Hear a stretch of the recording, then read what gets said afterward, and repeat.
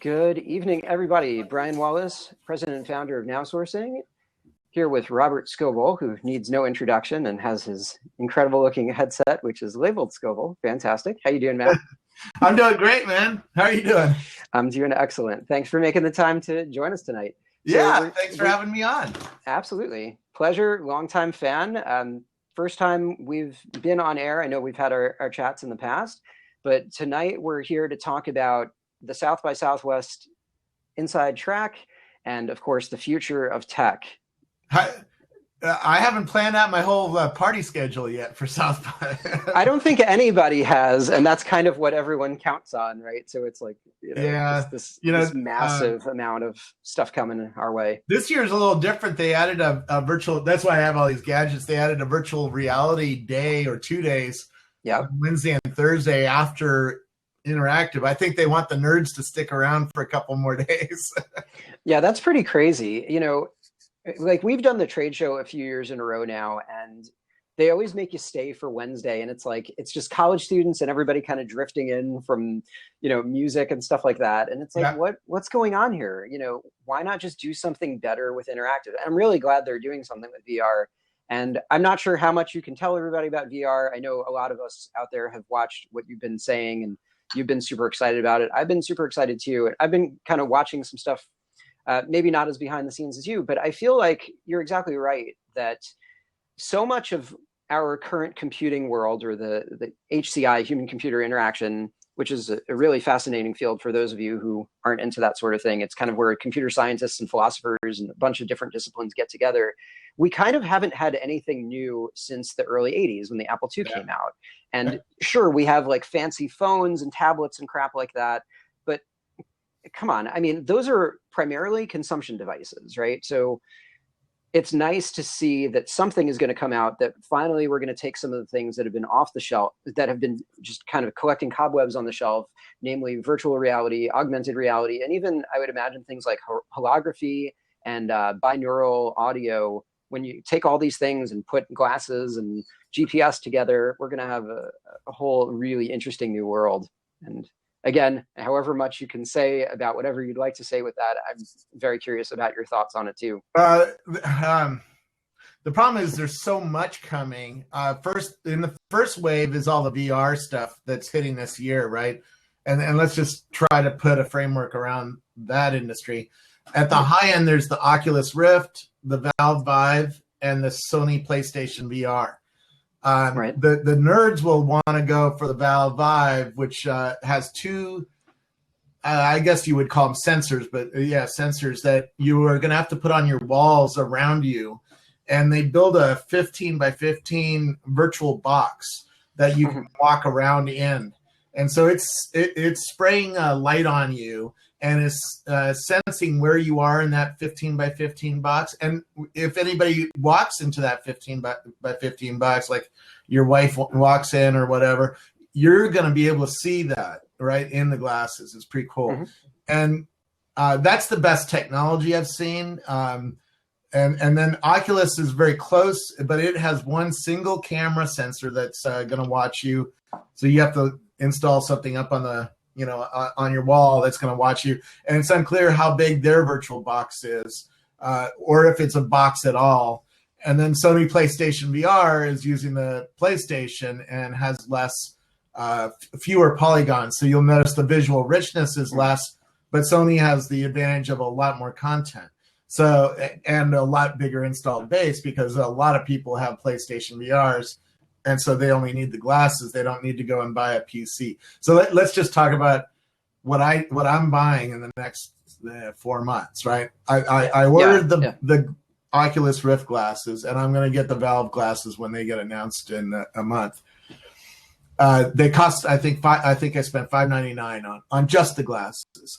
Then you're going to need a PC, right, with a decent high-end NVIDIA card in it, and that's, for a system in that caliber, $1,200 to $2,000, so depending on how you set it up, right? And you might even need 2 NVIDIA cards, and each of these NVIDIA cards is about $800 a piece. So you can go crazier if you're really rich and you want to go crazier. I'm going to try it with one card at first, and watch what people say is the difference if they soup up their machine. But I'm buying a new PC just for running Oculus and running Valve. And then you're going to need controllers, and it's unclear how much these controllers are going to be, because Oculus's controllers, the good ones, are coming out in July. They haven't even announced them yet. And Valve hasn't announced pricing or availability yet either.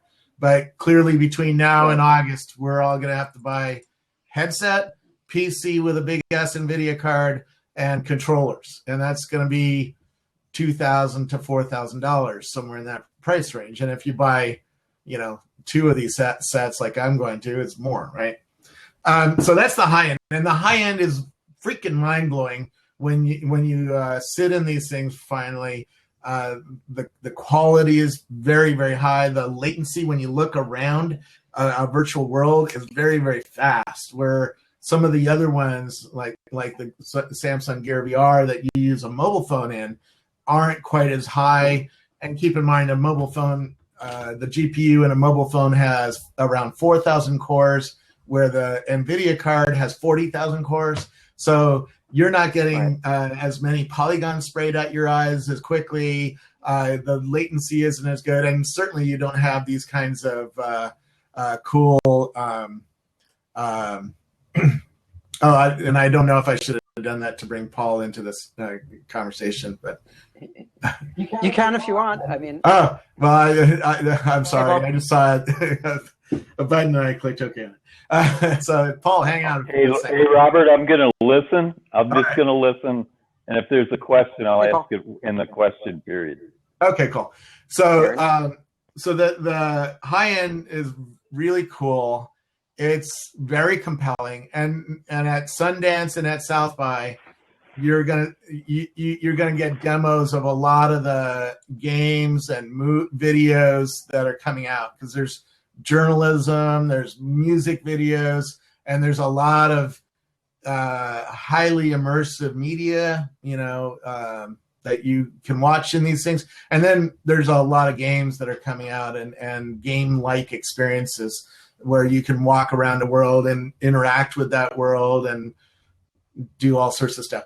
On the Oculus, they showed me a demo called Toy Box, where you're in a room with another person who's over the internet, right? So somebody else is wearing Oculus somewhere else in the world, and you can play ping pong, you can shoot them, you can throw things at them, punch them, share toys with them, interact with them, and you can see their hands because they are holding the controllers as well, and you can see a fake avatar because their headset is being seen by that sensor, and the sensors inside the headset know where they're looking and where they're aiming. So everything is real time, and everything's very, very immersive and very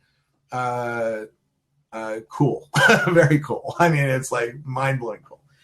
And that's the high end of the VR. And then the mid end is all the PlayStation VR kind of thing, which, if you have a high-end Samsung phone, you buy a thing for $99 and you slap your phone into, sort of like this, and then you can look around. And then at the low end, there's things like the Google Cardboard, which you can get for free at a lot of conferences. In fact, I expect at South by Southwest, they'll be handing them out for free. Various vendors will be handing them out. I've gotten like 4 of these free headsets from various vendors. So if you work hard, you can get a free one pretty easily. And if you buy one, it's like the ViewMaster is $30. So, and I think Apple Store just started selling the ViewMaster.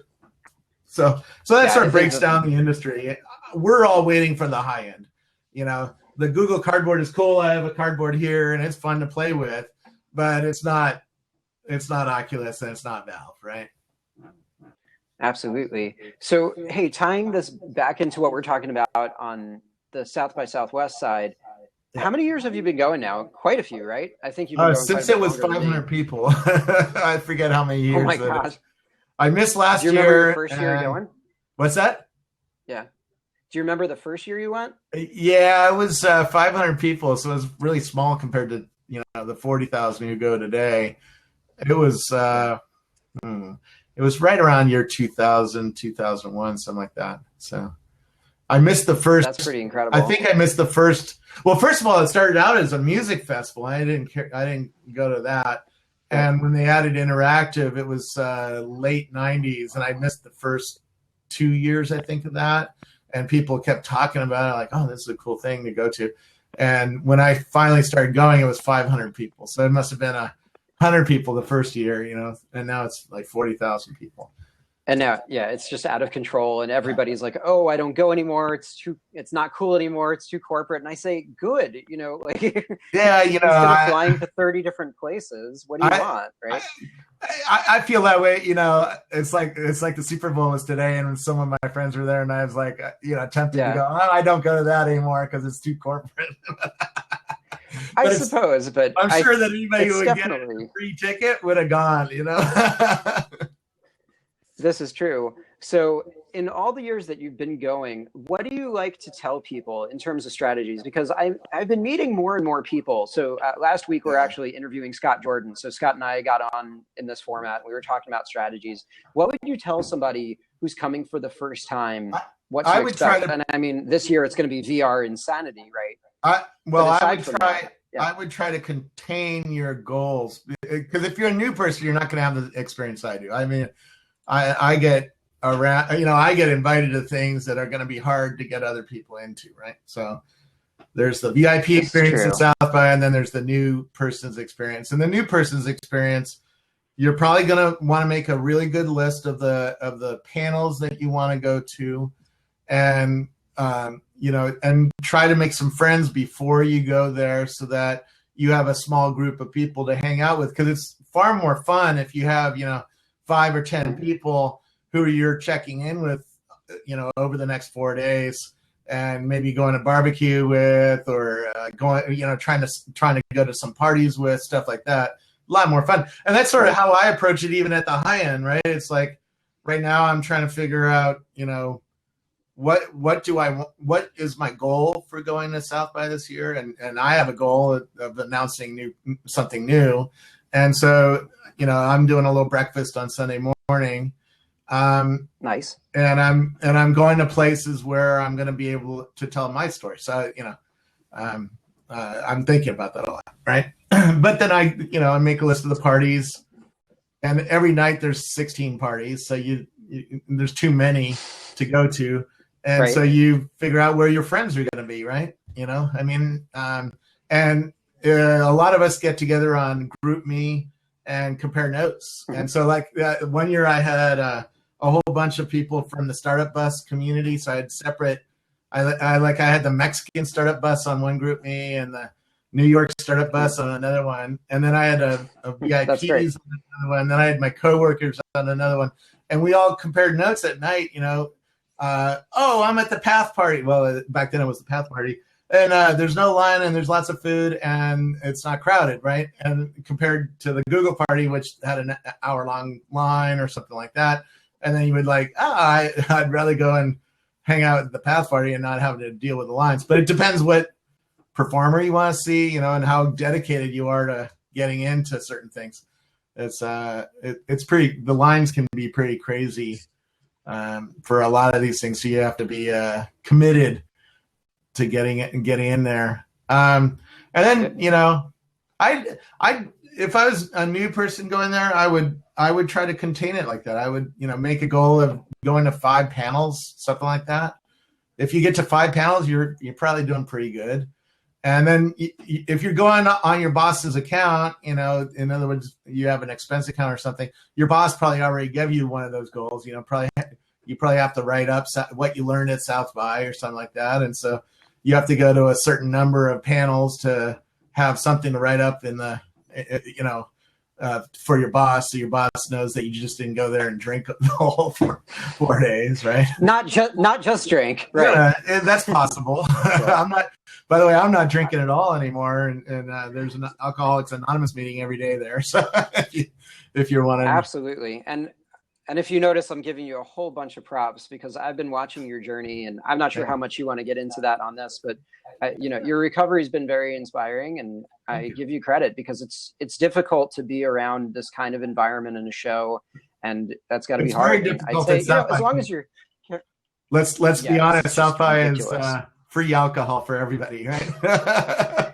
Right. It's just like on tap instead of water. Absolutely. But as long as you're just like this, right? This is water. Everybody thinks that I'm lying and it's not water right now because it's late at night, but it's just water. Yeah. Robert's drinking water. And I think if you're in a social environment and you're just carrying something around and you're drinking it, people don't care. They're not saying, "Excuse me, is that alcohol?" It's fine. No, they don't bother you. And I think that right, exactly. So I think you'll do some things. You said carry water around. I always carry bottles of water because it's easy to get dehydrated. Yeah. There, and wear comfortable shoes because you're going to walk a lot, and carry a little bit of money, not too much, but a little bit, so that you can get on a pedicab if you need to. And then start reading a week before. Often the blogs like me or Mashable or TechCrunch or whatnot will have new apps for South by, or apps that you need to get, or certainly there's an official South by app. A lot of us use GroupMe, although I don't know if we're going to use GroupMe this year because Facebook Messenger has really taken over that kind of group. You can set up a group on Facebook Messenger now and talk live all day long. It's pretty crazy. I mean, Facebook is just my launch pad for so much stuff because, like you said, you can group text with it. You can voice with it now, so you don't even need to text people or use the phone. In the old days, before there was Messenger, everybody would be like, no, just text me and whatever, and we'll go on with that. And you're exactly right. Every year, it seems like there's a theme of the apps that come out. Last year was live video, right? Meerkat came out at the show, and it turned out Gary Vaynerchuk was an investor in Meerkat, so he's part of the reason that it got so much hype. I don't think it really helped them long term because Periscope came along and really took a lot of their oxygen away. And then later Facebook Live has come out, and it's clear Twitter and Facebook are going at it over live. And I don't see a way that another party can compete with that unless it has something crazy. But next year, I'm already keying in on that we're going to get a lot of 360 video stuff. I just got a demo of a new style Vine app that's coming out at South by, or coming out like a week before, and it'll let you go to a concert and capture 360 degrees, and then capture pieces of the crowd and pieces of the performance, and mix them all together for people to watch in Google Cardboard. And that looks pretty cool.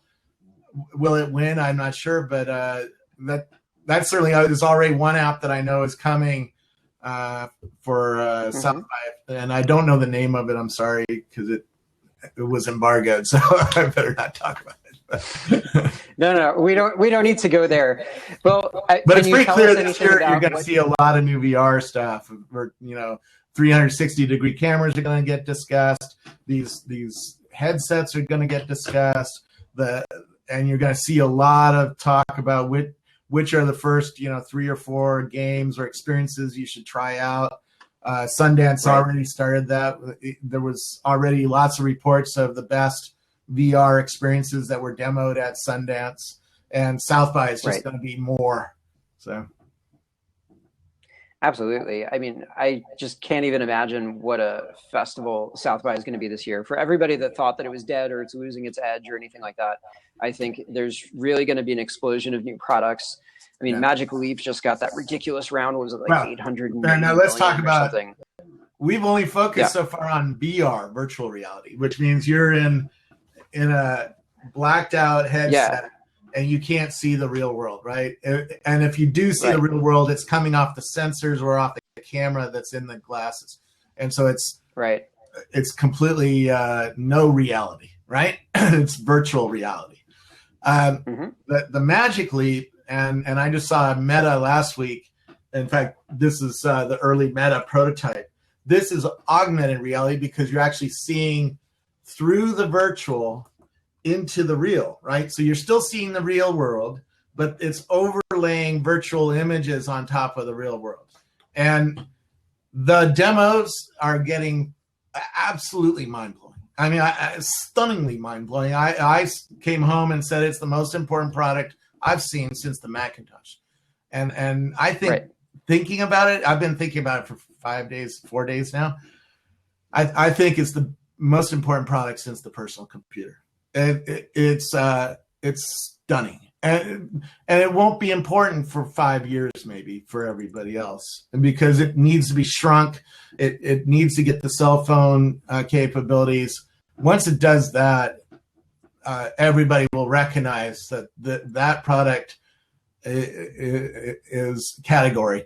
It was a paradigm shift, was a true paradigm shift, the way the personal computer was or the smartphone was. So, we could have an argument. Is it more important than a smartphone? I don't know. That's a pretty heavy bet to make right now, but it's certainly along those lines. It's an earthquake of a product category coming at us.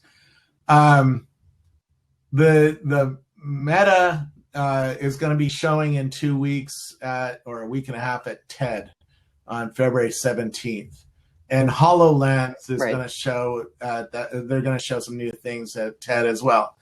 From what we're starting to compare notes. The insiders are like, is Magic Leap or Meta or HoloLens better or worse?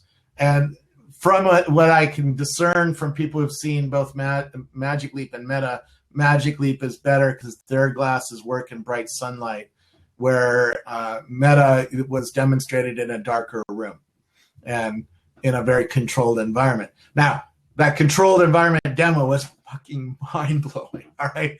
So if they get it working in bright sunlight, like Magic Leap. That's incredibly better than a smartphone. I mean, this is layering stuff on top of your reality, not just staring into a Microsoft showed up the Super Bowl, how you're going to watch the Super Bowl in the future with HoloLens, right? And that's exactly... That was pretty cool, yeah. Except I've been in it with it working, and it's mind-blowing. It's absolutely mind-blowing, right? And so you're in Tony Stark's lab, and you're seeing virtual things on desks, and you can grab things out of the air and poke things and shoot things. I mean, it's absolutely mind-blowing. But you this year it's not for consumers. It's gonna be first demos, and enterprises have it. Next year it'll be for prosumers and enterprises, and the year after is when I think they'll be ready for consumers. I might be wrong. I might be a year too early, or even 2 years too early, but it's clearly in the next 5 years we're going to get radical new product that for me is absolutely stunning. It's a very important product. So, at South by, I think you're going to see maybe a few talks on that, what to prepare prepare the industry for that's coming. But most of the world should focus on VR because that's what's real this year, right? Yeah, and what's pretty astonishing to me is a lot of this stuff is not brand new. I think it really just took us enough time to get our devices up to par, to get costs down. So like you're saying, a lot of the fancy man stuff, not the 364 man stuff, it just took this long to get broadband up, to get mobile from remote areas up, to get our devices fast enough. No? What do you think? Fast enough and get the optics small, get the screen, right, true. Get the ability to spray pixels into your eye or light into your eye, in the case of Magic Leap, and get the processing down. It's all happening all at the same time. By the way, there's so many things happening beyond just AR, right? The sensors, I'm seeing a lot of sensor development. Intel showed off the Google Tango phone, which has 7 sensors on it, and it's $399. And that phone, you aim it around your desk, and it maps the world in 3 dimensions, right? It builds a 3D point cloud of what it's looking at, and then it can overlay virtual things on top of that desk or on top of your floor or whatever. So the building blocks are starting to get there. It's really interesting when you get a tour of Meta. Two of the guys who designed the Google Tango, two of the key people are sitting right in the middle of the floor at Meta, right? So you can see how important sensor development is to augmented reality. And then you go to Mercedes-Benz, or you hang out with Google's self-driving car team or any of the self-driving car teams, or go to Torque's robotics in Virginia, and they talk about how important these new sensors are that are coming. Solid state lidars that can be focused on your body. All sorts of fun stuff is coming, and it'll bring self-driving cars. It'll bring robotics. It'll bring these augmented reality glasses. So there's a whole bunch of product categories that are really going to change in the next 5 years, right? Absolutely. It's pretty crazy. And, another piece that I'm getting a little bit of feedback here. Hey, Paul, I'm going to turn you off for just a second because I think it might be bouncing off. We'll get you back on. Yeah. Okay, let's try that. Sorry. There we go. Was that him? No, all good, all good. Oh, cool. So something else, I actually just saw The Verge had a nice piece on it earlier today about the binaural sound. Yeah. A lot of people haven't really been talking about that so much. Sound. Have you been into that? You should talk to a guy named Chris Milk. I saw him 2 years ago. He's a famous music video producer, and he's come up with a microphone that has 8 microphones around it, and it looks really weird because it's 8 little ears, because he's trying to really reproduce how sound goes into our ears, all around. And he's one of the innovators. There's a whole group of people who like him who are working on making better sound, but that's just the start. From what the co-founder of Oculus told me is we just haven't focused enough attention yet on sound, and people are realizing that's really important to go back and rethink audio in this world of VR and AR, because part of the reason why some people get sick in VR is the way the audio arrives to their ears, and it's different than what their mental map of the rooms are. Right. And you exactly. It's very jarring. It's coming at you like that. It has to match your ears. Yeah. Which is exactly why they have these weird heads with ears on them. Well, if you meet somebody who's blind, sometimes they can echolocate. So they'll snap their fingers and they can actually hear what kind of room they're in. Right. And that I don't think about rooms audio, I think about it with video. Our brains have far more cells working on our visual sensory systems than our auditory sensory systems. But this stuff is real important. And so because of that, companies like NVIDIA and Pixar have built a lot of tools for, making a movie, right, out of virtual items, and making sure the light passes through those items properly and reflects off those items properly, and blah, blah, blah, right? There's a whole billion-dollar industry that develops software to make, movies and images possible made virtually, right? We don't yet have that kind of industry for the audio side of things, where the VR systems know all of the surfaces that we're surrounded by, and it's properly bringing us the audio to represent those surfaces properly.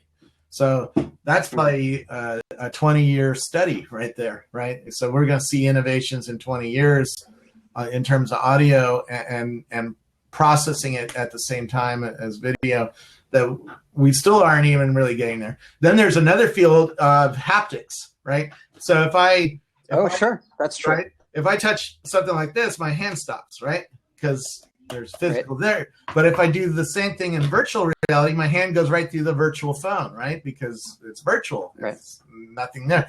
So we need ways to stop our hand and make us think even better that there's a solid item there, right? And we haven't even started on that. I mean, we have basic little tiny haptics that, tell us that our hand went through, but it doesn't stop our hand. So we, that's a good 15, 20 year study as well. So this whole industry is at the beginning, right? This is like, we just saw the Apple II of this industry, of this AR industry. And for the next 20, 30 years, we're going to see product after product, that comes along and makes it better and sharper and faster and lighter and all that, right?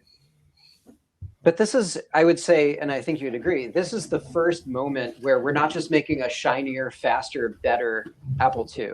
Yeah. This is something substantively different. It may be flat. Right. It may be flat. It may be two-dimensional. We may not be able to have haptic feedback. This is a paradigm shift. It's a paradigm shift. This is completely different. And it's a paradigm shift, and then it's really deep cultural change. If I was alive in 62, I don't know that I would have recognized that the 1960s were going to be such a huge period for human beings in terms of changing our approach to sex and music and drugs and and governmental systems and on, and space, right? We went to space in the 60s. Sure did. But I feel like we're in the same kind of cultural change at the beginning right now. And let me tell you where I was coming from. I think we've already seen a taste of this in music. 4 years ago, I saw Skrillex at Austin City Limits Music Festival. And he had 10,000 people dancing. And then 6 months, and he was the only one who got people moving that way. And he had a very unusual and weird musical style that I was like, what is that? I'd never heard of him before that. It's a little different. Yep. It's very different, right? But I went to Coachella the next year, and me and Thomas Hawk were shooting with these big-ass lenses out in the field. And I kept noticing old people would drop their kids off at the Sahara tent where all the electronic music was happening. And there was a full-on party inside. It was very obvious to anybody looking at the outside that was the most fun place to be, right? But old people would drop their kids off and turn around and say, see you later, I'm going to go see Arcade Fire, or see you later, I'm going to go see Beck, right? And I would, after a while, I started grabbing these older people. And I'm like, why aren't you going in? And they give me seven answers, right? The main one was, they don't play instruments. So old people, we imprinted on music in the 60s or 70s, and there was a guy, Slash playing a guitar, right? Or somebody was playing a trumpet, or somebody was playing a violin, or somebody was playing drums. We don't like it when somebody's playing a computer, right? That doesn't seem It's like distorting music. our reality. And this doesn't look like music. Right. And yet the kids who are around 18 today, maybe 22 today, they grew up on computers. And everything creative in their lives came from computers. So for them, of course music comes from a computer. Of course music is going to be played by a guy like Skrillex pushing a button on a computer. Of course, right? And so there was a cultural disconnect, and that cultural disconnect also came out with the lights. Several older people mentioned lights, because the new lights are LED grids of LEDs, and they're very, very intense, and lasers. In fact, there's warning signs on the Sahara tent says lasers in use here. Don't come in if you have epilepsy, or if you're it's an important warning. The strobe or lasers, a light, you can go into seizures, right? So, so the old people are like, oh, that's too much risk for me. I'm going to go watch the old stuff where they don't have these intense lights, right? And several said there was no lyrics to the music. There's no story. They like to hear a story, right? And in fact, you listen to country music. If you listen to Garth Brooks, I got friends in low places where the whiskey dries and the beer chases my blues away, right? I haven't heard that song for 5 years, but I can sing it because it has a story and it has its earworm. It's just buried in my brain, right? And it's buried in millions of people's brains, right? Well, that's the power of sound. It's the power of sound and deep. the power of story, right? And the power of lyrics. And Skrillex doesn't really have all that much lyrics, you know. He's like, really hard. He doesn't care. He's just saying, throw all that crap in the garbage. I don't need that. Right. Because he's doing innovation in sound on a computer, and he's playing music that is attractive to young people, right? And it went on. There was lyrics, there was no melody. You know, on Skrillex's music, there's very rarely melody. There's a lot of boom, boom, boom, boom to set down a beat for the dance, but then a lot of weird sounds. There's not a melody to the music. And it went on. The drugs are different, right? You know, I mean, drugs have changed quite a bit. When I was in high school, weed would have 5% THC, and now it's 45, 55%, you know? So just weed has changed a lot, right? Very true. Yeah. And you know what's interesting about all this, if you think about how somebody interacts with a computer today, whether they're sitting at a desktop, whether they're at a laptop, tablet, if they're on a smartphone, whatever it is, they're just staring down, looking at this device. They're not interacting with the world. So you could be sitting around, you know, for brunch at South by Southwest, and we're all just sitting around, you know, in our own world. And this stuff is like, what you're wearing is a little weird, but eventually it's not going to look all ridiculous like you're wearing a viewfinder from when you were a kid or whatever, right? Yeah. Eventually you're gonna step out of your office. You're going to walk outside, and, you know, if Meta can live up to the promise, right? Yeah. With the luminosity, and eventually they will, if it's not them, it's somebody else, everybody's going to go outside with this, and they're just going to interact in their daily life. And that's what I think people aren't seeing, that it's going, the level of impact here, and I could go on and on about this for hours, is going to be incredible. So it's not just going to be, learn typing. But right? don't think it's just AR. There are several different things hitting human beings all at the same time, and it's freaking them out. Because when I give my talks, I ask how many people are freaked out, and a good third of the hands always go up, including in Silicon Valley. Sure. I give a talk at Singularity University where, you know, this is a Draper University, and this was a group of people who are starting companies in Silicon Valley in the middle of the beast. And a third of the hands went up. So we're freaked out by this stuff. And because we know we're being asked to change, and most of us hate change, right? And look at our sports. I predict drone racing in 10 years is going to be bigger than NASCAR, right? Why? Because it's a lot more fun to watch on your augmented reality glasses, a drone doing, all sorts of fun stuff through an obstacle course than watching a car go in a circle. All right. I like going to the IndyCar races and the NASCAR races. I've been to several of them, but let's be honest, they're going in a circle most of the time. And it's pretty boring compared to the drone races that I just saw. Right. So very true. And if the culture goes like what we both believe to this augmented reality glasses, drone racing is going to be way bigger than NASCAR, right?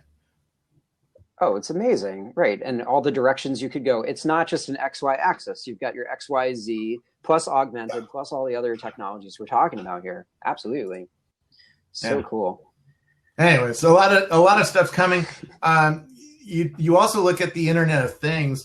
Tomorrow, in fact, there's a new company that's shipping a little chip that costs $40 that connects to the internet, and you can build a prototype of a new kind of weather system off of it. So if you were a high school kid, you know, for $100 you can buy a Raspberry Pi and a few sensors and this new sensor coming out tomorrow, and or this new chip, and boom, you have a connected internet device, right? You're seeing this all sorts of.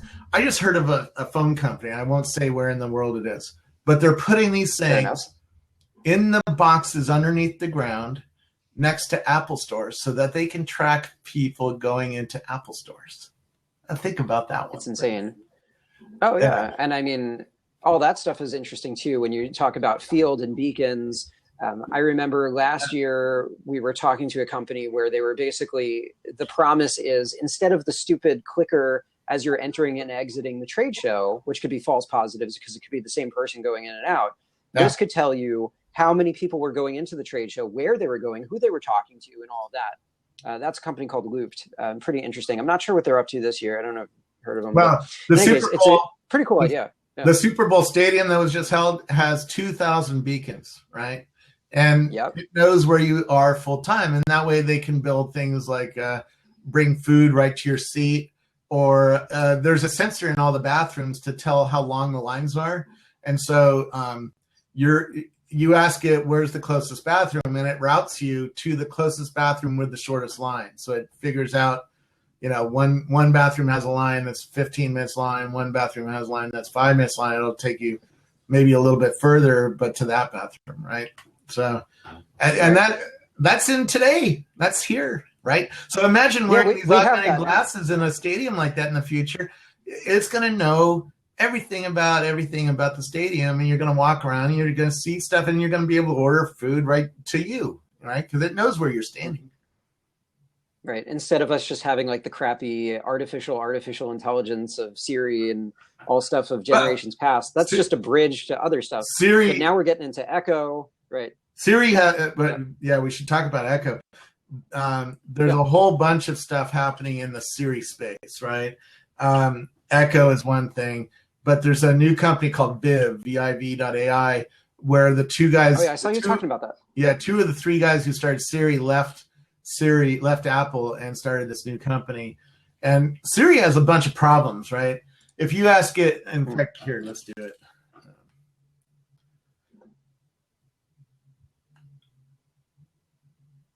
How many people are checked in at the Half Moon Bay Ritz on Foursquare?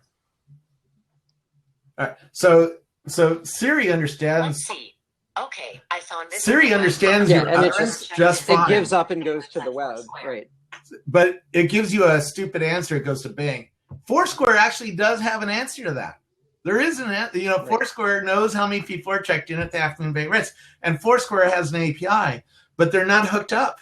So if you actually see the back end of Siri, there's 80 lines of code that Apple has to write to hook up the utterance, the noun, the adjective, and the verb in that sentence that you just asked for to the API of Foursquare.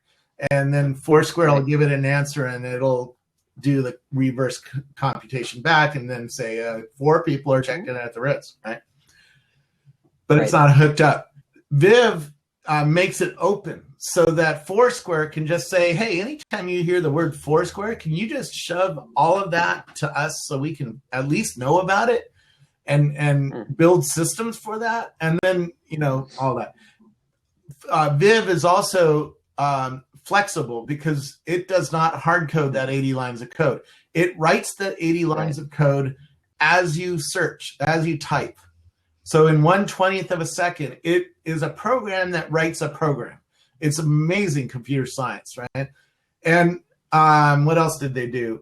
It also builds a profile that you can see. With Siri, if you ask it to deliver a large pepperoni pizza from Roundtable, you can't see what it actually captured from you, and what it's learning about and all that.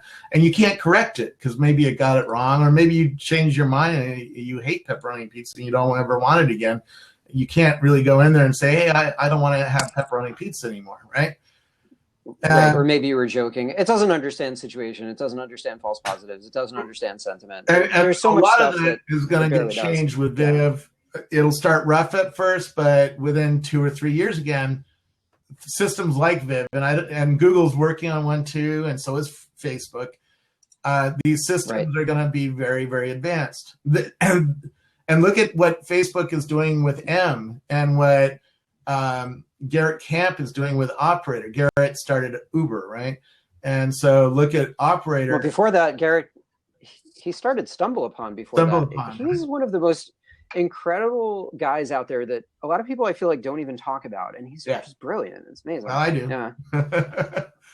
I know you, but I'm saying if you bring it up to like a crowd of 100, 1,000 people or whatever, people are like, "Who the hell is that?" No, he's crazy pretty low key. It's hard to get an interview with him, and he doesn't like the limelight like Travis does, you know. So well, yeah, when you have a guy like Travis eating it up, I hear yeah. You. Yeah. Well, I don't know that he eats it up, but you know, he's more in the. There's some questions here. Alexander's asking, what's your thoughts on gamifications and wearables for event audience engagements like at the Super Bowl and other large events? I mean, you know, we're being scored all the time. You know, did you know that you're being scored by your Uber driver? Right? Uber gives you a score. If you're an asshole, you get a 1. If you're really nice, you get 5. Right? And you are scoring the driver as well. If the driver's an asshole, he gets 1. If he's a great driver, he gets 5. And the driver will get fired if he averages 4.5 or less. So if you actually don't very want quickly to get fired, give him a 5. And that's a game. That's gamification. Right. Waze is scoring me. Did you know that everybody on Gmail has a score? You don't even know the score because you can't find it out. But you have a score on how good you are at putting something in the spam folder and how good you are at taking something out of the spam folder, right? So the system is gaming. You're in a game, right? And so, of course, when you go to the Super Bowl with your AR glasses, you're going to be playing games. You're going to be gamified. You're going to be studied. You're going to be scored, and you're going to score other people and other things, right? How good was Lady Gaga for her singing, right? And we're going to tell her that in real time, and she's going to know that is out of the park. And you know, that's a whole other world of scariness when you start talking about big data and loyalty and all the stuff into that. It's already happening. It's far beyond just human being and our behavior. You go to Agrible, this company in Illinois. He wrote a thesis project where he analyzed a day's worth of farm data 20 years ago. And he said it took him 2 years to analyze that data. And today he can do it in 2 seconds. His systems can. And he's building virtual crops, right? So why would he build virtual crops? Well, he's taking the Doppler radar data that's real time now and the satellite data because there's satellites over a lot of the farms. And he's taking, if there's a drone collecting data over the farm, and if there's sensors in the farm, thanks to Internet of Things, right? They're going to put sensors in the dirt. And then the combines, I visited John Deere, and the combines have sensors on them to study, you know, fertilizer level and nitrate level and water level and blah, blah, blah, blah in the dirt. And all of that is being sprayed up, plus the spot price of corn is being sprayed into his system, right? Because it's all real-time data flows now. And his system builds virtual crops based on all this data and then tells the farmer, next week you're not going to make any money, so stay home. You know? And it's a hell of a lot easier to do a statistical model of that than lose the whole crop for the year. That right. goes without saying. Right. And so he's going to go to the... Yeah, anyway, so we're being... we're going to have games of new kinds that are just going to be mind-blowing. I mean, heck, I'm going to Sephora in a week, right? They make cosmetics, and mostly for girls. Yep. Although there's a few guys who wear it too. We're gonna buy virtual cosmetics for augmented reality to make you look better, and it'll if you look better. You know, you'll pay more for that, and it'll be a virtual cosmetic.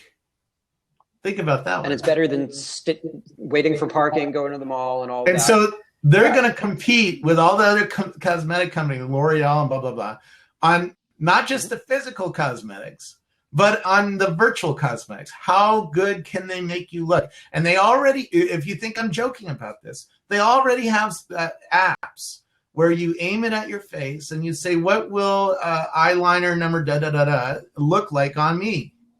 What will red lipstick look like on me? And it puts it on you in real time on your phone so you can see what the cosmetic will do. right? Right. And that's today. It's not. I don't have to dream about this shit. It's today. And a lot of that stuff has been in development in one way or the other since a lot of the earlier e-commerce stuff. Yeah. I remember Scene 7 did that, gosh, like 10, 15 years ago or more. But now think not about exactly these perfect glasses that are real time, that can overlay virtual on anything in real time and lock it to you. Now you're gonna dress yourself up with Gucci's, right? You're gonna spend $500 on virtual Gucci's, and you think you're not gonna do that? People buy a friend of mine bought the Gucci sneakers for me. They're $500. They're shitty sneakers, actually. I like my Nike a lot better. But I walk around San Francisco and with those on, and people go, nice Gucci's, right? There's people with $100,000 watches walking around, right? From Frank Mueller and others. Right. And it's part of the club, right? And what's different about a Bugatti? Why do you spend $2 million on a Bugatti? Because you're in a private club and everybody knows that you're in the private club because it's a Bugatti. It drives by. Doesn't look like the Chevy Bolt, right? It's a social status icon. This stuff is going to be crazy in the future. Right. Plus, we're going to get restaurant reservations and all that. Yeah. Oh, man. Can't wait for all this stuff to roll out. It's so frustrating to be in the dark ages right now. Huh? I just want to play virtual Monopoly with my kid on a table, right? You know? Right. Totally. I absolutely hear you on that. And listen, there's a lot to be said for the old school. I think that goes very well out there. And when the internet doesn't work the way it should, it's nice to have that stuff. Yeah. But hey, so I'm not sure how much by the way, what's the future of surveillance? Yeah. That's an interesting question. Yeah, that's a good one. Yeah. I met with the R&D team from Harley Davidson. So Harley Davidson, you think of bikers, badasses, but they're putting face detection into their stores, cameras into their stores, so they can track the customers better and do things for them and build gamification if they want to. They're thinking about how to serve the customer better, right? They're putting the same systems in place that the Wynn Hotel has. I mean, if you go to a casino in Las Vegas, you're being watched by thousands of cameras, right? Oh, no question. Oh, yeah. Yeah. And we actually do a fair amount of law enforcement tech. We actually came across something, because we do infographics, so we're always doing interesting visuals for everybody. There's a cool company out there on the West Coast called ShotSpotter. I don't know if you ever heard of this one. Yeah. But yeah, you've heard of it. So for everybody else who doesn't speak every tech place in the world that's watching, basically they can figure out what kind of gun was shot and where in specific neighborhoods down to section, block, and lot. So it's really incredible, not just from a line of sight sort of a thing and from a body camera sort of an accountability thing, but it's really incredible where police force, use of force kinds of stuff, wherever you stand on the issue, where all that stuff is laying out. Yeah. Let's see. What got some other questions here. Ed tech. That's kind of an interesting one too. Yeah. I think education generally falls behind because of the cost of these things, but Google Cardboard changed that equation. You can get you can buy cardboards in quantity for a few dollars a cup. So most school teachers can afford a classroom as long as the kids all have mobile phones. And so that's changing my approach. There will be education apps for that for sure. For the high-end headsets, there'll be fewer at first, but it'll work just the same way as a smartphone did, right? At first the coolest apps were apps for the early adopter rich kids, and now there's broad-based apps for millions of apps, right? Absolutely. But certainly learning, one of the things about AR is learning. They took me into a human body, and I could walk around the human body. I could click on the human body. I could spread out like the muscular system from the skeletal system and from the cardiovascular system, and I could dive into each one, and I could zoom in and really study it, and I could tell it, okay, put the names on all that stuff, so I could study the names, and I could study it in real 3D space. I'd far prefer to learn that way than reading it on a book, you know? Absolutely. Nobody really likes to read anymore anyway. And Well, it's hard to mentally map, you know, your deltoid muscle is at the top. Yeah, it's hard to mentally map that when you can actually see it, you know. And in fact, the early uses of AR is done by Caterpillar. The big they make earth moving equipment, right? And their mechanics are wearing these glasses, either the Meta or others, and it shows you what to do to change a part, right? The oil filters underneath here. Here's the 15 bolts you need to undo to get there. This is the tool you need to use, and here's the bolts. And you look at the machine, and it's showing you where the bolts are, and it might even walk you through step by step. And then the camera can even look and see if did you remove the bolt properly, and before it lets you go to step 3, right?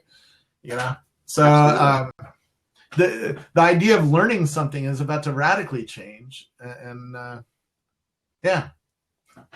I'd say we're going to see a lot of that in the health field as well, and we already are starting to. Overlaying an MRI on top of a surgery patient and have it right there, and also all the instruments are going to be right there, so that the surgeon never has to take her eye away from the patient, you know, and from what she's supposed to be doing. I mean, just the act of looking over there might you know, cause her to slip, right? You don't want that to happen. Absolutely. Right. Not to mention, eventually it'll be a robot doing it. You know?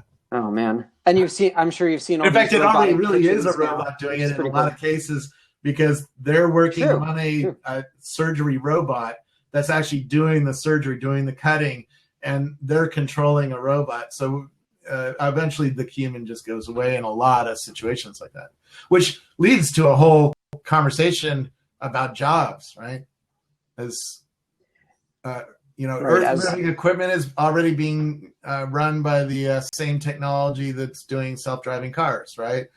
And eventually, 15, 20 years from now, eventually everybody is going to, all the Uber cars are going to be self-driving cars. So where do the jobs go? We need to retrain people for the new job, which is building the robot. But this is true. But that's a tough thing, right? And building a robot is a very skilled job. It's very hard to see how an unskilled worker is going to do in that world. And there's a lot of unanswered questions of how do we get to a jobless world, and what kinds of political systems are going to, how political systems are going to change. How are rich people going to change their approach to jobless? Because if they don't, there might be a revolution, and there's plenty of human history of a revolution in the past. So dangerous ideas. Goes without saying. So yeah, absolutely. There's lots of examples of many directions getting their heads cut off, right? Yeah, and our new kings and queens are, the rich. Absolutely. And then it depends on who's winning that gets to rewrite all the history, without question. So, it's a good time to be alive before it gets a little crazy and so far removed from some of the constructs of the human mind and what we can just do on what's basically an advanced typewriter. So back to, I'm sure we can all talk about future tech all day long. Just again, back on, because this is a South by Southwest kind of thread, what would you say we should all be looking out for when it comes to South by? And again, sneakers are great and water is great and all that, but what do you think is there anything you want to talk about Rackspace wise, or what you're going to do? Yeah. The lines for all the VR demos are going to be long. Oh yeah. Because to get a demo like what I got at South by for the Valve, or at CES, it took 15 minutes. And you think about how many stations can they physically have in a space, and it's 15 minutes per person, and how many people want to try it? And I guarantee you the lines will be long. That will be the hot thing, is to get, first of all, your first demo of VR if you haven't gotten one yet, and then getting a look at all the different games and different movies that are going to be out. And keep in mind, none of us really have headsets yet, right? And so, the Oculus starts shipping March 29th, right? So, and that's after South by. So these are very limited supply. And if you've gotten a demo, you should consider yourself very lucky because you're one of the first. And it's going to be very hard all year. And this is going to be true all year long. It's going to be hard to get a demo. In fact, I was making a joke that, maybe I should sell 3-hour tries on my VR equipment for $1,000. I won't be shocked if people take me up on that. I really won't.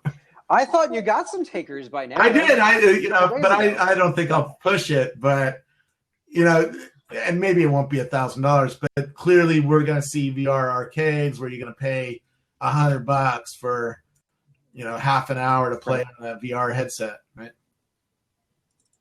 Absolutely. Oh man, it's a lot cheaper than buying the $3,000 one. And even if you buy Oculus today, you're not going to get it till probably, I think, July, right? I mean, they're sold out for a while, and Valve hasn't even announced. So.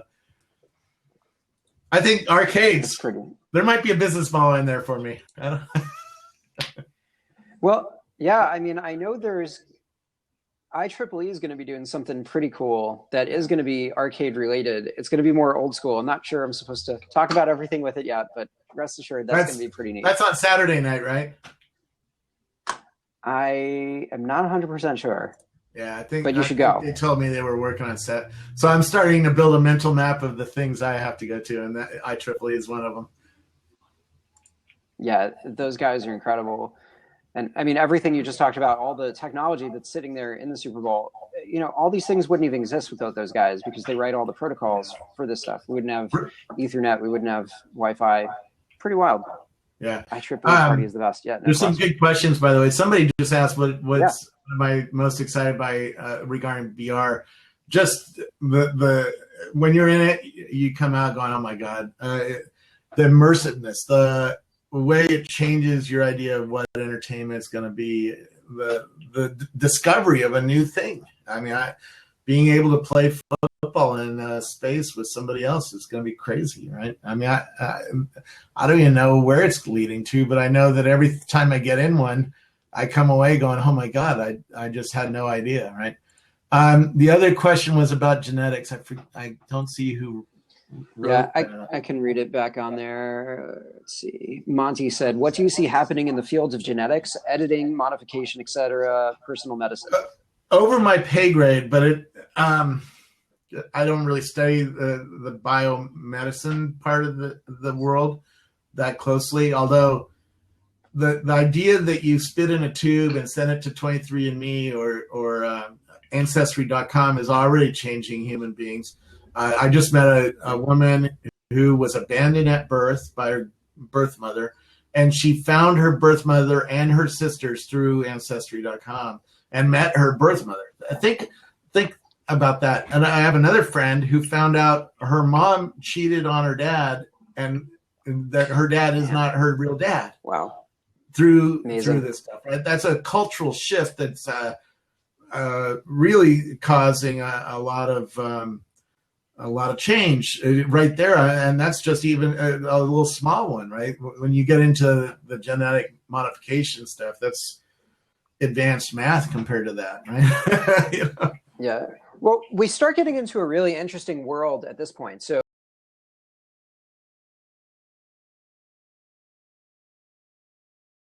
everybody likes talking about IoT, some of which is great, some of which is just like putting a Wi-Fi card on something that doesn't need yet another notification on my phone or watch. Yeah. But when you start talking into genetics, you start getting into a different world.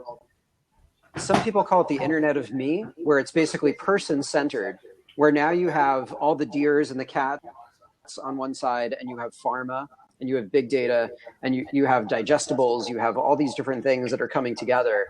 A lot. That stuff is wild.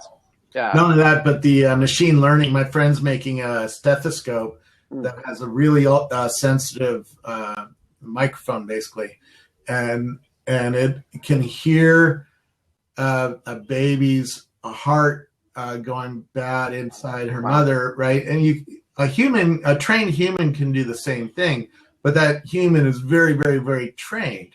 Now that human probably exists at a place like Stanford Medical Center, right? Well, what about in Vietnam? What about I'm going to South Africa. Does that person exist in South Africa? Does that person exist? Yeah. And just the sheer bandwidth of the guy, right? And so you can't do everything at once. Sure. What he's doing is studying the best at sensing these new heart problems in the fetuses, and they are building machine learning to develop a new product that anybody in the world can use, put up to the mother's belly, and it'll tell you that your kid is going to have a heart problem, right? And now you have something to take to the doctor. I mean, think about all of that. We're soon going to be wearing sensors on our skin that are going to do this kind of stuff for us. It's going to tell us that we're having a heart attack before we have it, right? And that'll lead to a much better outcome than if I have a real heart attack right now, right? Either that or Gattaca, but I'll go with your version. Yeah. Somebody else was asking, did I get motion sick in any of these? I don't, but my wife. That's a good question. My wife, 10 to 30% of the people get motion sick depending on what headset and what kind of content they're viewing. My wife put on the Samsung Gear VR and she instantly gets sick. And I can play with it for hours and I don't feel sick. So I don't know. And this is a new area. We have to figure out who can use this and who can't, AR should not get people sick because it's virtual images on top of the real world. And so your mind sees the real world and still is in the real world, right? But there's a Donald Duck on your table, right? So, or there's a CNN laid over the walls, or there's a Monopoly board on the carpet, right? So, but you still see the carpet and you still sense the real world as you're looking around.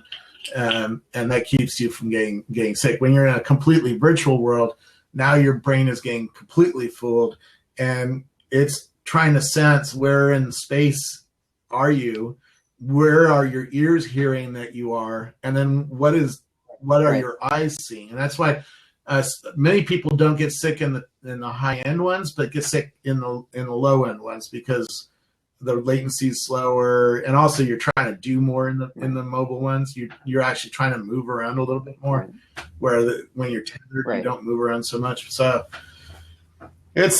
I don't know. That's a big question for us. I'm going to be, a bunch of people through mine when I get it, and so is everybody else. Virtual drum, nice. Yeah, I think, they're probably going to test all sorts of different people and their sensitivities. And I think over time, they will make that a much more sensitive kind of calibration. And again, we're talking about things that are just starting out. They're not rolled out to the public. They haven't really launched for commercial use. So, a lot of stuff we're talking about here is just prototype or kind of crappy. So it's not meant to be that great yet. Other things for South by, there's lists for the parties. I mean, just do your homework on the during the day stuff. Know where the expo hall is. Know where your favorite panels are going to be. Try to pick panels that are close to each other, so you don't have to walk or don't have to take an Uber across town. Because sometimes you want to go to two panels and they're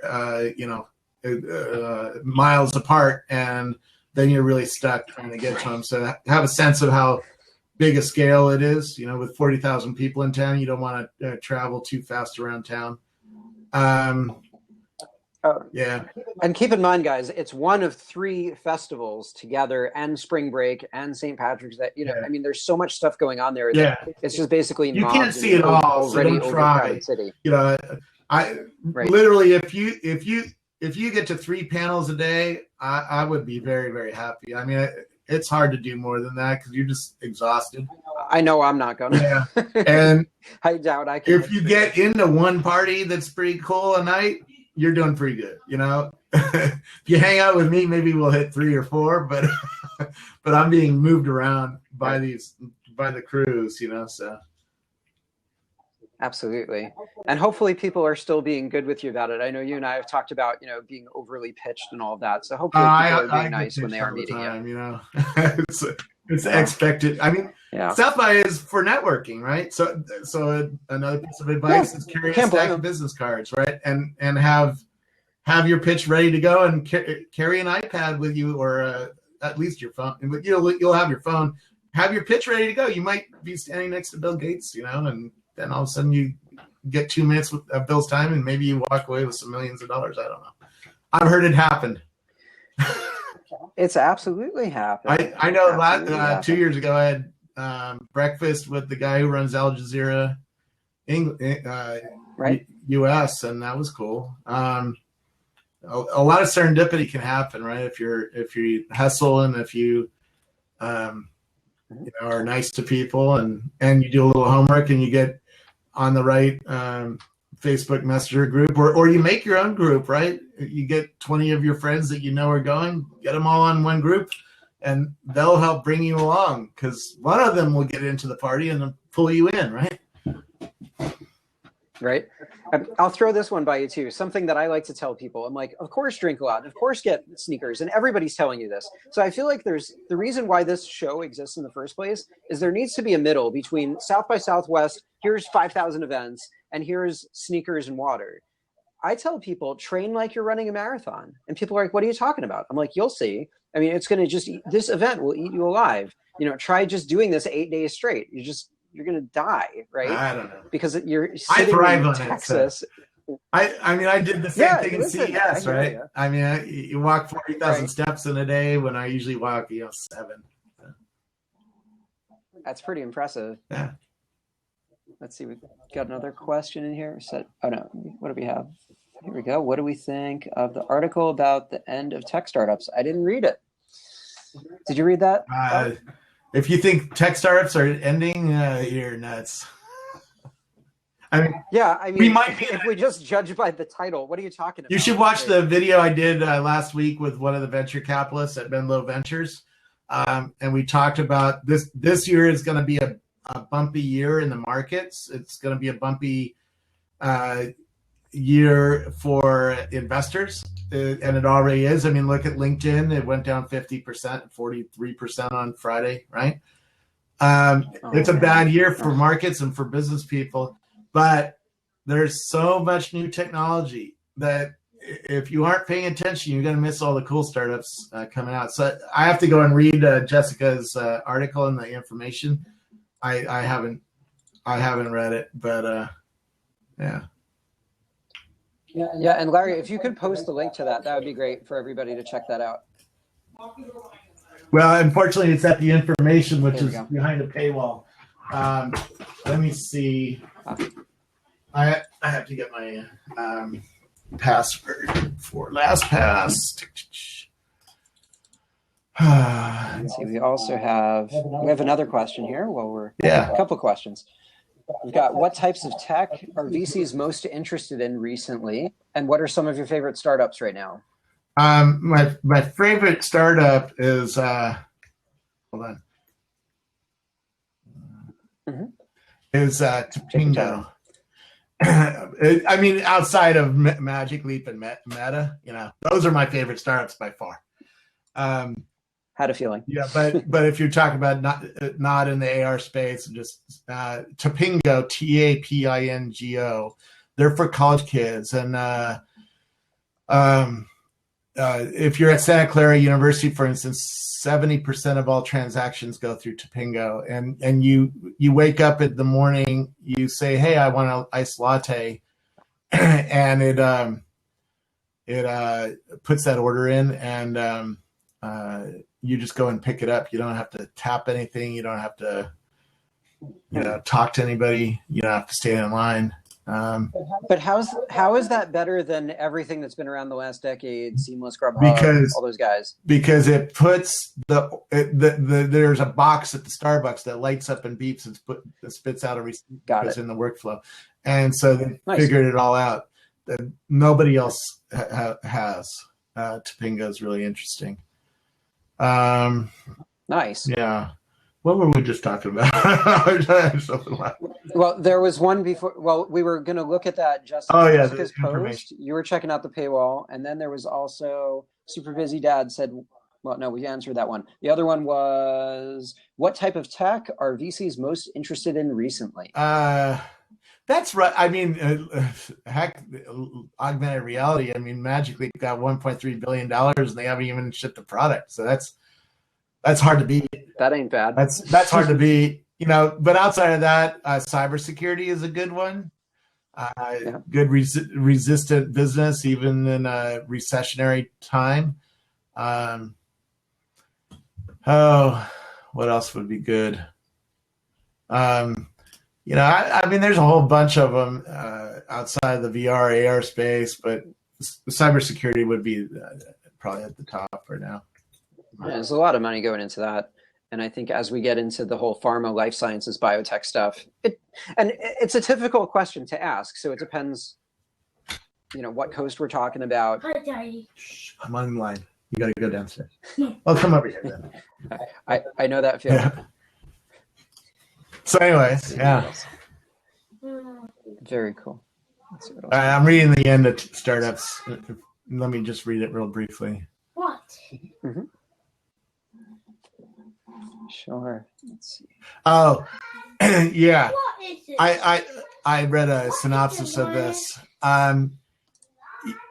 She makes it clear that it's going to be really hard to build a unicorn going forward. It's more expensive because it's harder to get attention, and it's harder to get a business built. And she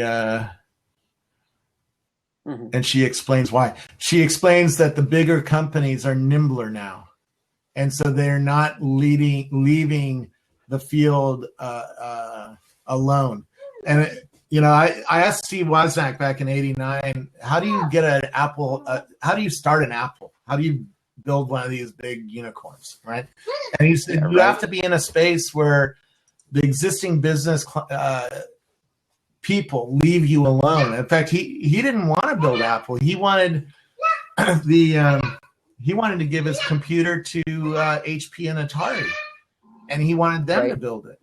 And they both said nobody's going to buy a personal computer. In fact, HP said it twice. And so he was forced to start a company with Steve Jobs, right? Because the big guys just wouldn't get off their ass because they were committees, they're slow, they just didn't have the ability to take risks like that, blah, blah, blah, blah. Well, that Jessica's point is that is no longer true.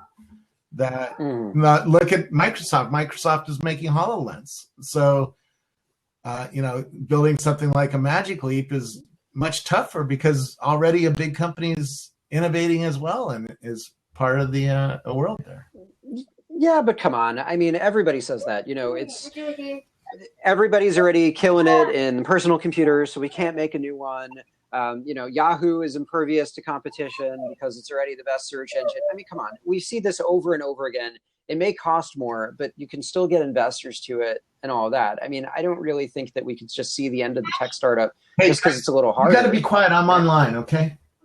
Jeez. It's okay. It's okay. That's the point of a live stream. Yeah. I think there's some point to this article, and I've sensed that it's true. I've gotten, it's hard to see some of these groundbreaking startups come along in today's world. It's just harder. That's all. I don't think it's the end. I mean, Magic Leap proves it's not the end. Right.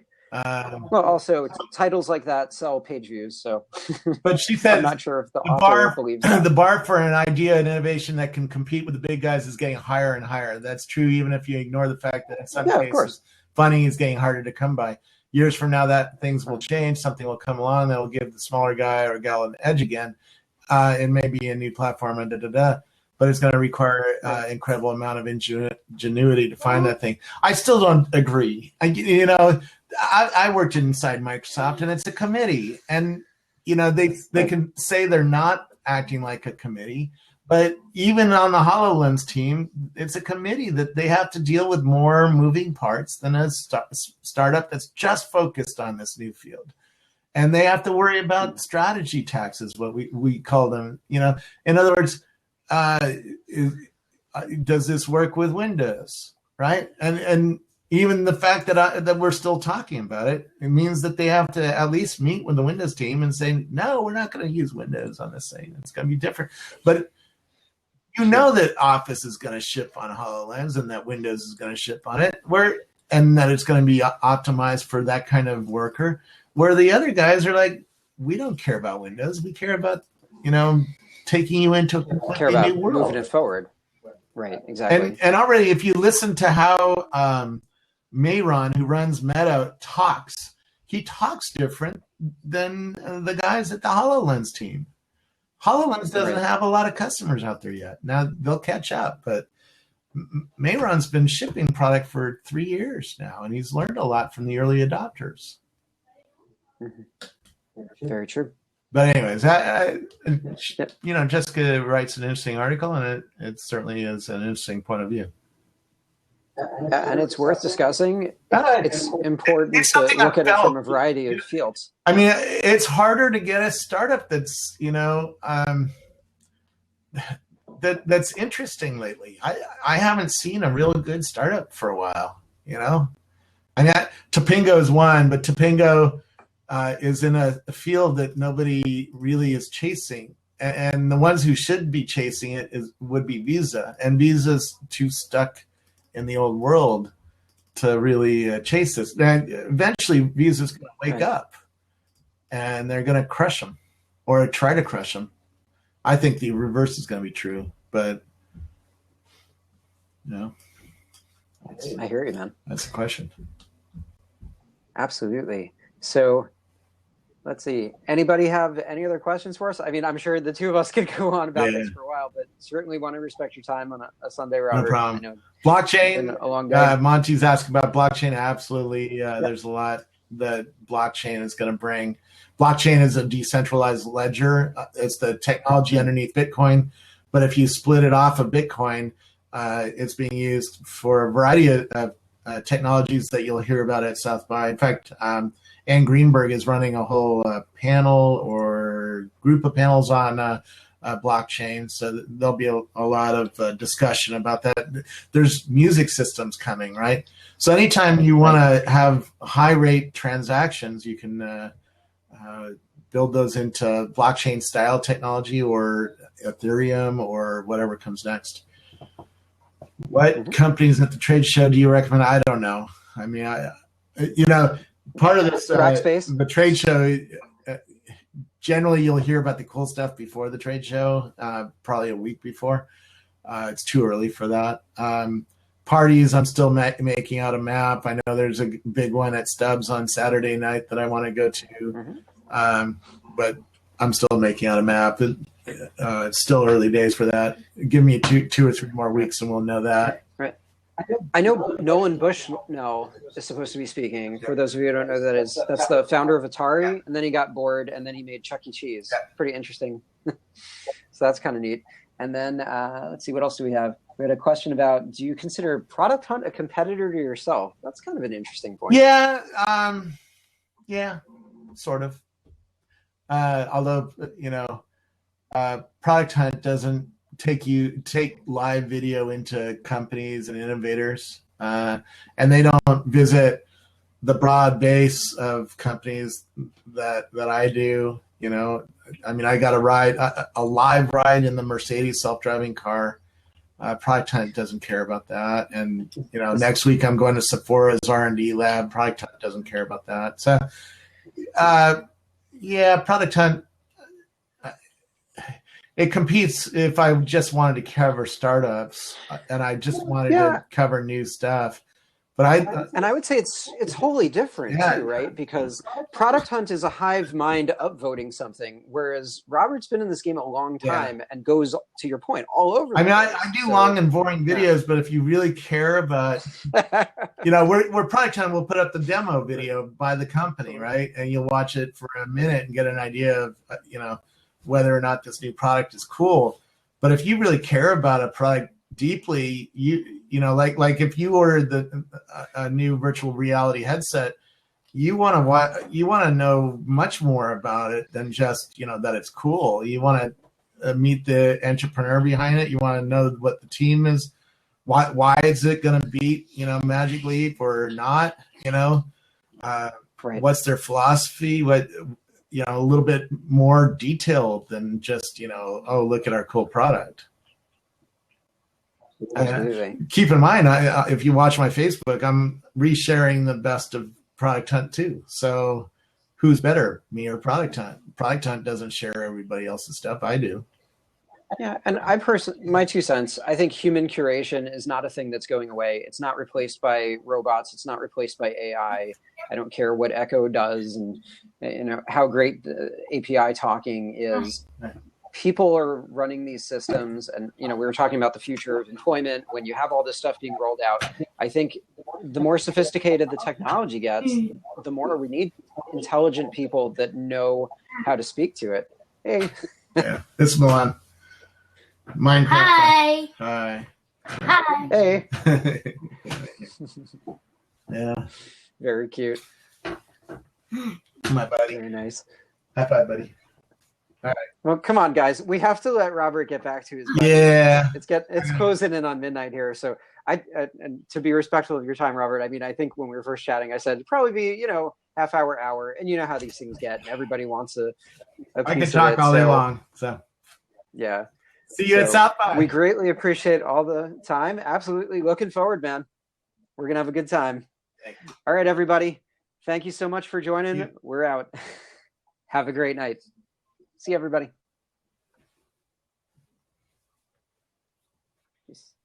See you, bye.